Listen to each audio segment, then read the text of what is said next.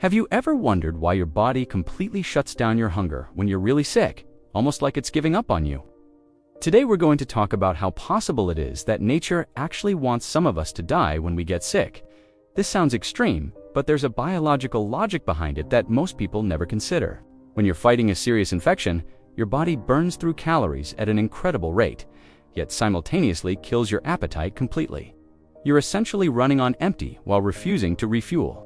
It's like driving a car that's guzzling gas but refusing to stop at any gas station along the way. The last time you had a severe flu, you probably couldn't even think about food. Your favorite meals became repulsive, and even the smell of cooking might have made you feel worse. Meanwhile, your body was working overtime, fighting the infection. Your immune system was burning through energy reserves faster than normal, creating a deficit that grows larger every hour you don't eat. This creates a dangerous spiral that weakens you progressively. Day 1 without appetite, you're just uncomfortable. Day 3, you're noticeably weaker. Day 5, you can barely get out of bed. In the animal kingdom, this response means death. A lion that loses its appetite during illness will be abandoned by its pride within 48 hours because it can't hunt or contribute. Nature doesn't waste resources on the sick and weak. That lion, now alone and starving, typically dies within days, as hyenas or other predators finish what the illness started. But here's where humans completely broke the rules. We built a world where you don't need to hunt when you're sick. You just rest while others bring you soup. Modern civilization provides what nature never could: protection without performance. You can be completely useless for a week, contribute nothing, consume resources, and not only survive, but fully recover. The average person loses 10 to 15 pounds during a serious illness. In the wild, that weight loss would translate directly to lost hunting ability, creating a death spiral. For humans, it just means buying new pants. We recover that weight within weeks once our appetite returns, suffering no long-term consequences. Your body can lose up to 20% of muscle mass in 1 week of illness-related fasting. This would be catastrophic for any wild animal that needs strength to survive. Yet humans just need some physical therapy and good nutrition to rebuild. We've completely removed the survival cost that this muscle loss would normally carry. The appetite suppression isn't trying to help you heal. It's actually an ancient mechanism designed to speed up death in individuals too sick to contribute to the group's survival. Think about our ancestors living in small tribes with limited food. If a sick person consumed scarce resources for weeks without contributing to hunting or gathering, the entire group's survival could be threatened. Nature's brutal solution was elegant: make sick people lose their appetite. They would naturally fade away, preserving resources for healthy members who could hunt, gather, and protect the group. This wasn't a bug in our biological programming.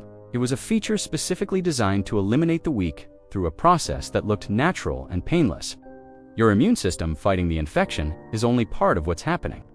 The other part is your body shutting down non-essential systems like hunger because it assumes you won't survive anyway.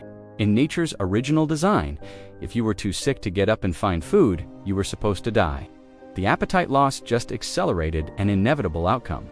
But then humans invented agriculture, creating food abundance. We built permanent shelters that protected us without requiring daily effort to maintain. We developed medicine that could fight infections our immune system couldn't handle alone. Most importantly, we created social structures where the temporarily weak received care instead of abandonment. A person who can't eat for 3 days gets IV fluids in a hospital. They receive 1,500 to 2,000 calories daily through a tube. No hunting or foraging required. This would be impossible in nature, where every calorie must be earned through effort. We've essentially hacked the natural selection process that governs every other species on Earth.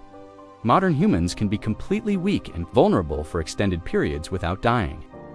We've built entire industries around supporting people who temporarily cannot support themselves. The mechanism still exists in your DNA, that ancient protocol trying to shut you down when you get sick. Your body still follows the same script that once meant certain death. The difference is that we've surrounded ourselves with so much protection and abundance that the script can't reach its original conclusion. The death signal fires, but civilization intercepts it before it can complete. We've removed ourselves from natural selection in this specific way. While animals still live or die based on their ability to hunt while sick, humans just need to reach a phone and call for help. Every severe illness you survive is a direct rejection of nature's intended outcome. Your body tried to select you out. Modern life said no. Tried to select you out. Modern life said no. So here's the answer to our original question. Yes, when you lose your appetite during illness, nature absolutely designed that response to facilitate your death as part of natural selection. Your body is following ancient programming that says sick individuals who can't seek food should die quickly rather than drain group resources. This protocol made perfect sense for 99% of human history. But we've built a civilization specifically designed to override that programming. We created a world where temporary weakness doesn't equal permanent elimination. The appetite loss is still there, still trying to do its job. We've just built so many safety nets around ourselves that it can't finish what it started. What do you think happens next in human evolution?